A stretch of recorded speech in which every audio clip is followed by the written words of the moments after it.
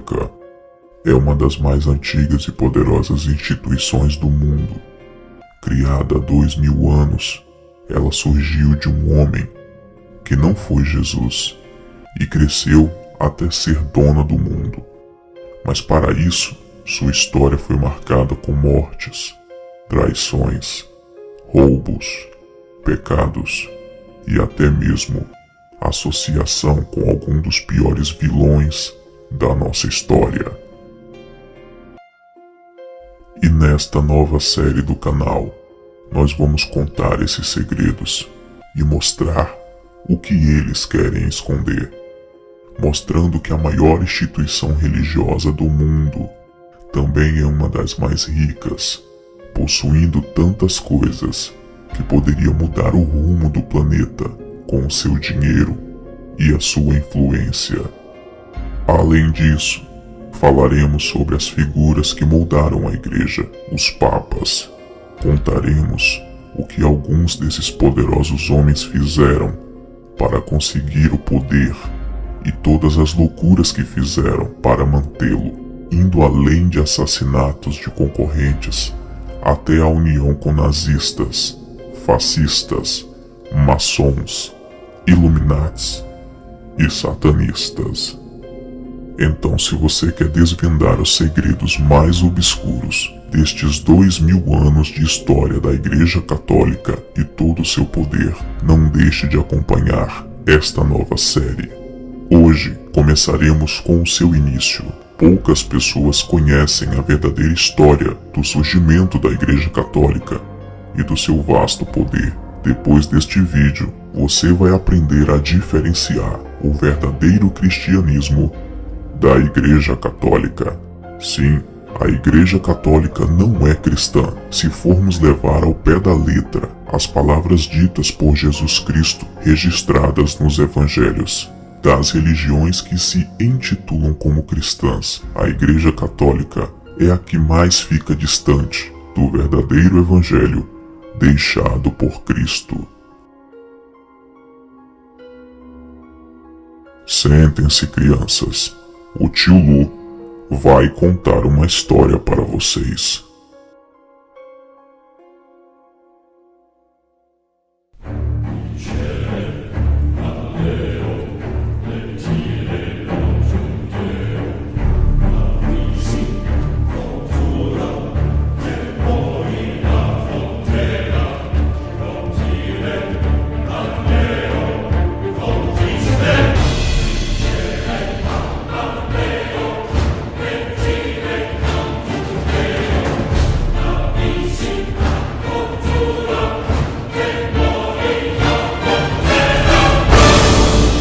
O lado obscuro da Igreja Católica.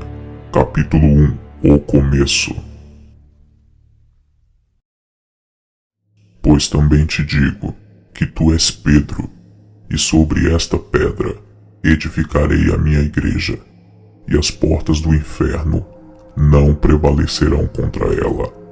Eu te darei as chaves dos céus, e tudo que ligares na terra será ligado nos céus, e tudo que desligares na terra será desligado nos céus.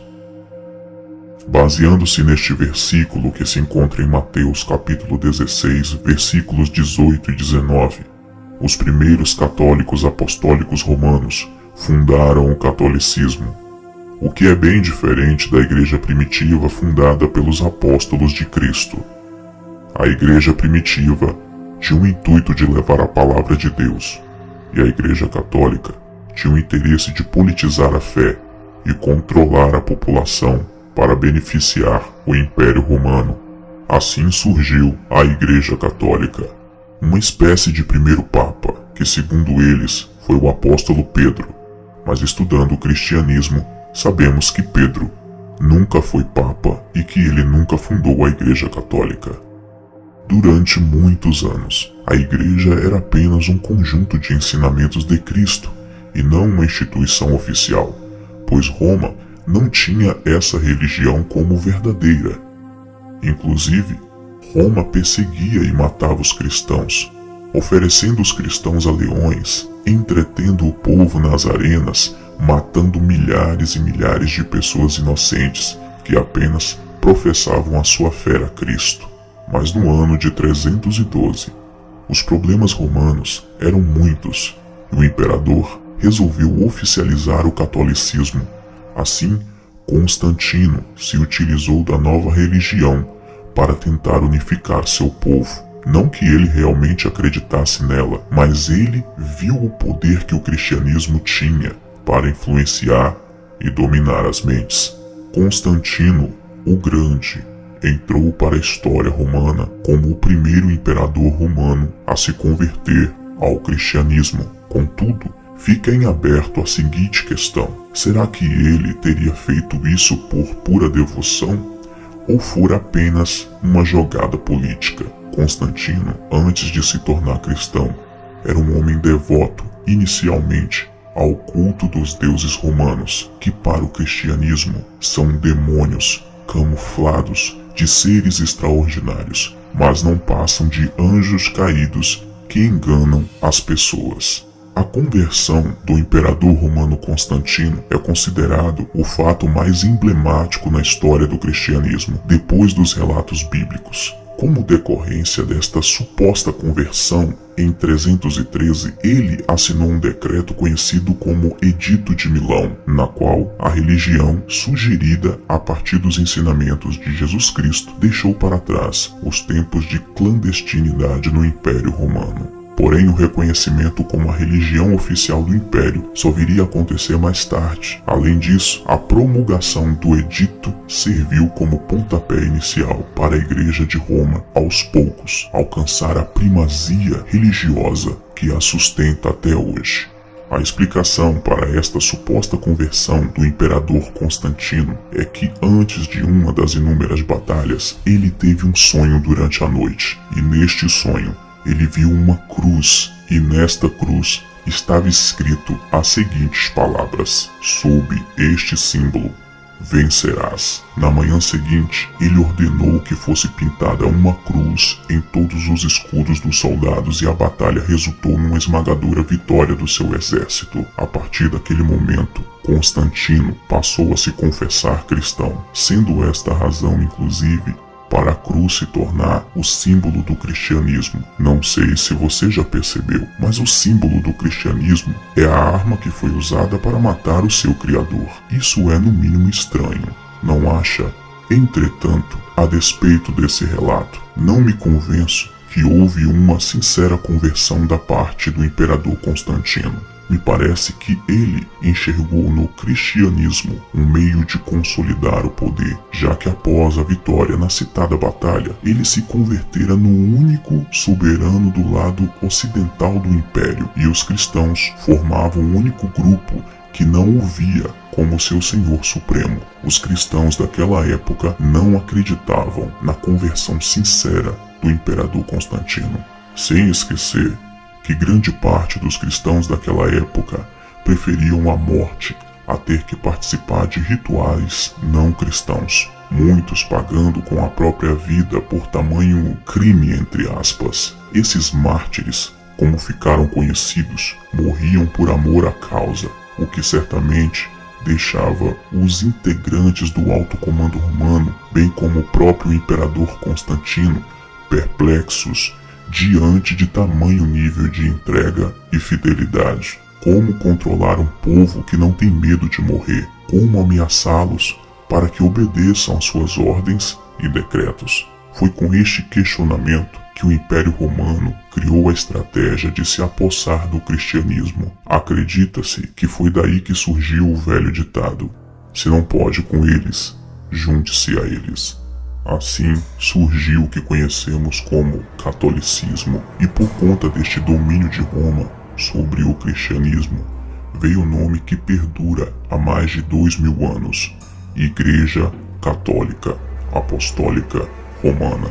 Você já deve ter se perguntado, por que o nome católica? Bem, vamos explicar. A palavra católico vem do grego católicos, que quer dizer para todos, ou algo universal. Ela ganhou este nome porque o imperador romano aplicou um decreto que obrigava todas as pessoas a se converterem à Igreja Católica. Quem não se tornasse católico era perseguido, preso ou morto.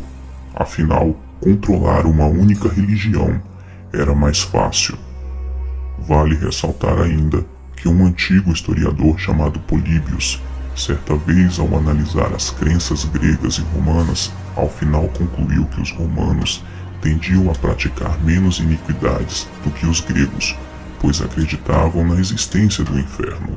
Diante destes fatos, Constantino, como grande estrategista, provavelmente entendeu que, uma vez controlando esta religião, teria sob suas ordens um excelente contingente humano, isto é, o cristianismo lhe seria muito útil, ainda que sinceramente não acreditasse nele. Constantino interviu nas doutrinas que se aplicavam dentro do cristianismo católico, o que ajudava diretamente o controle das massas pelo Império Romano. Enfim, a conversão de Constantino provavelmente não ocorreu, lembrando que o seu batismo se deu apenas em seu leito de morte. Ele apenas enxergou na crescente religião um instrumento para unir o império que já dava sinais de muito desgaste. O imperador Constantino apenas usou o cristianismo para fortalecer os seus ideais e o seu poder.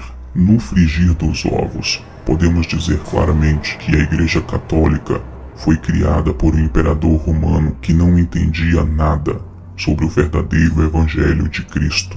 Com essa legalização, a Igreja Católica começou a ganhar forma, pois deixava de ser ilegal e agora fazia parte do Império. Rapidamente, o seu poder e influência cresceram a tal ponto que o próprio imperador estava descontente com a religião e se metendo em seu estado, e acabou recebendo uma carta do Papa Gelácio que dizia: existem, Augusto Imperador, dois poderes principais que governam o mundo, a autoridade dos bispos e o poder real. Dentre eles, o poder sacerdotal é muito mais importante. Traduzindo, o imperador romano criou um monstro que poderia engoli-lo vivo. Naquele tempo, o poder religioso tinha mais capacidade de dominação do que o poder político. Durante séculos, a Igreja Católica floresceu junto com o Império Bizantino. Porém, quando as coisas começaram a ficar ruins devido a muitas batalhas contra bárbaros, a Igreja viu que talvez fosse a hora de buscar novos aliados, e sem pensar duas vezes, ela traiu as mesmas pessoas que a haviam criado como uma instituição legítima. Dessa maneira, no século VIII, a Igreja se aliou a Pepino, monarca franco, que comandava as regiões que depois se tornariam a França. Assim, a Itália foi invadida e as terras conquistadas por Pepino foram doadas à Igreja Católica, que se tornou um reino independente e com grande poder. A Igreja Católica comemorava, pois não dependia mais de Roma e de nenhum governo paralelo. A Igreja Católica agiu como uma prostituta interesseira, se deitou com o imperador romano e depois o traiu com um dos seus piores inimigos para conquistar o seu espaço. Anos mais tarde, no reinado de Carlos Magno, o Papa Leão III proclamou o monarca como imperador do Ocidente, deixando Constantinopla furiosa e também amedrontada. Agora a Igreja Católica não é mais apenas uma religião pregando sua palavra para pessoas, e sim uma instituição poderosa, possuindo grandes terras e influência sobre o principal imperador daquele tempo. Além disso, ela era capaz de coroar e tirar coroas de reis, o que lhe deu poderes políticos maiores do que qualquer outro reino ou império. Parecia que nada poderia deter a poderosa Igreja com suas terras, riquezas e influências, mas estava para surgir um inimigo à altura, uma nova religião que poderia abalar os alicerces da Igreja Católica: o islamismo. Veremos essa história de calamidade e morte de milhares de pessoas, inclusive de muitos inocentes, no próximo episódio de O Lado Obscuro da Igreja Católica, capítulo 2, A Maldita Guerra Santa. Não perca! o próximo vídeo da série.